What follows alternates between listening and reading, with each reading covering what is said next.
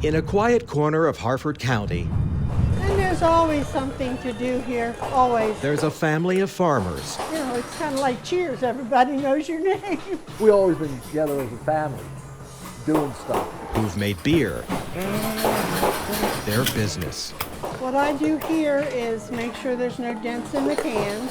You got the machine running, you got the music going on, why not? For 5 years now, the Slate Farm Brewery has produced any number of pales and pilsners, Belgian beer and Irish beer. We had planted hops years before we even purchased the place. But lately, the Slate Farm Brewery, which sits on this peaceful stretch of Whiteford, Maryland, has found a connection with the most violent place on earth. When attackers began crippling Ukraine earlier this year, that country's largest brewery announced it had stopped producing beer and had started producing bombs. They were actively bottling Molotov cocktails in order to kind of fight back against this onslaught from Putin. It was killing me, just seeing what was happening. Too many people getting killed over one man's ego. Crazy seeing what's going on over there. We felt for them. We just decided we had to do something. So Ukraine's largest beer manufacturer released its recipes, hoping brewers like Slate would manufacture the beer and help raise money for the struggling country. It's all we can do about it. We make beer. So in Harford County, Our little contribution. owners of Slate went straight to work. We chose to do Putin Hilo because it was the one that was on the Molotov cocktails. The brewery began producing 2 Ukrainian beers, one more authentically Ukraine, We used primarily still German hops, but we used fruity ones that are more juicy and kind of aromatic.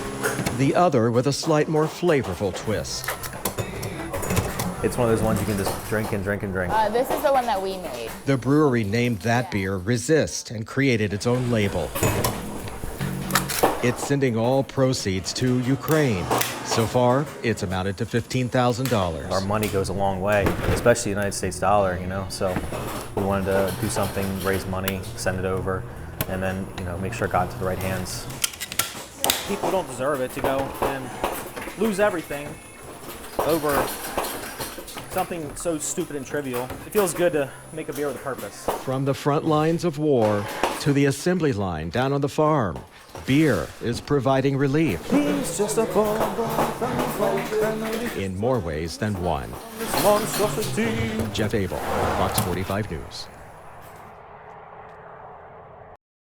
Pop, pop, pop, pop. It's frightening. Oh, horrifying situation. It's a sign of the time.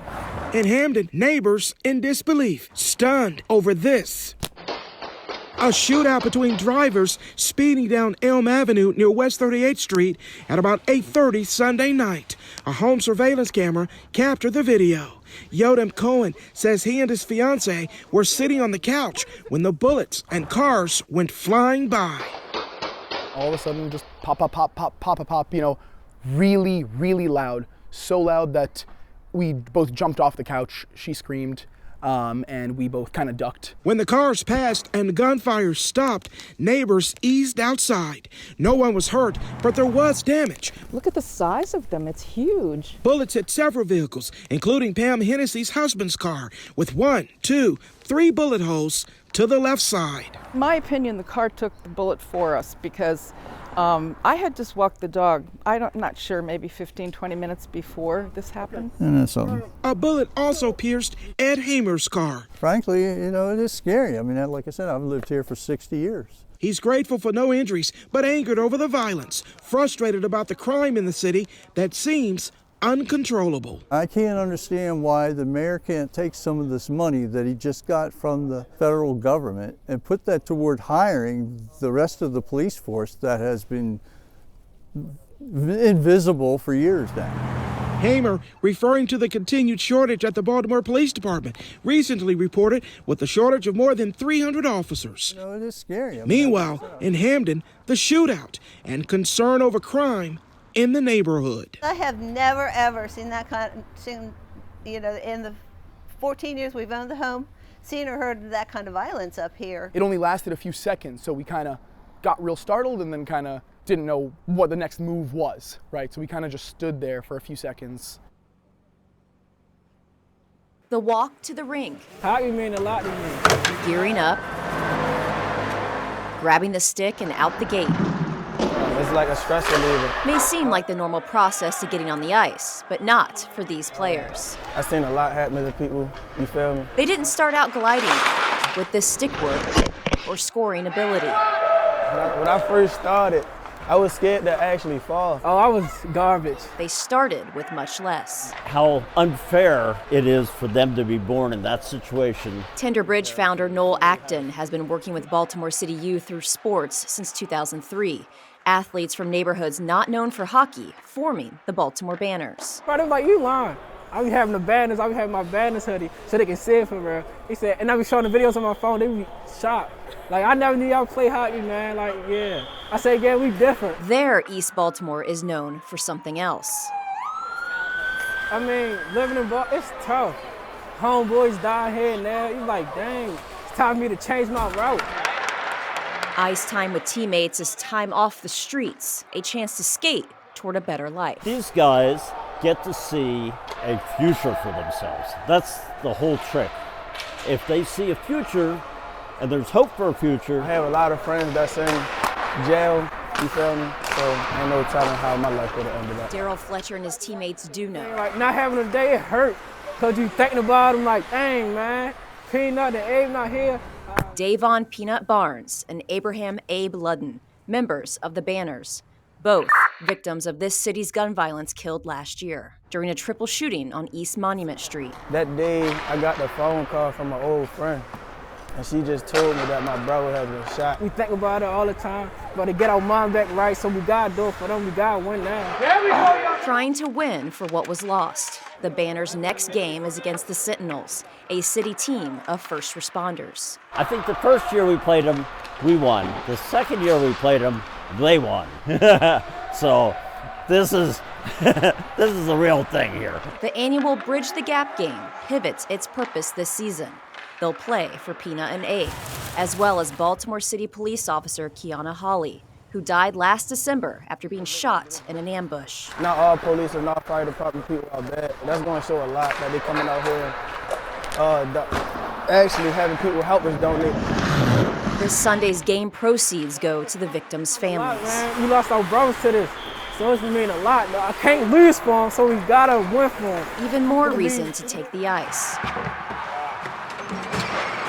When the puck drops from Patterson Park at 11 a.m.